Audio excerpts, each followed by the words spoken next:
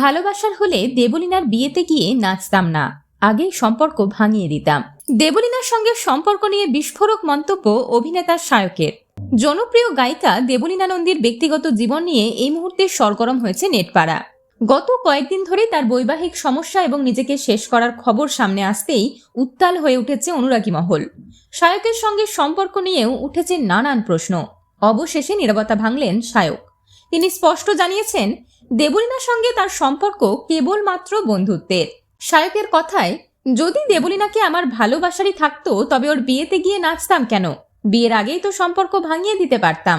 তিনি আরও জানান, যারা বন্ধুত্ব এবং প্রেমের পার্থক্য বোঝেন না তাদের জীবনে হয়তো প্রকৃত বন্ধুর অভাব রয়েছে।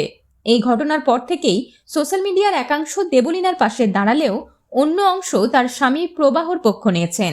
এই বিতর্কের মাঝে সবথেকে বেশি কটাক্ষের মুখে পড়েছেন অভিনেতা সায়ক চক্রবর্তী।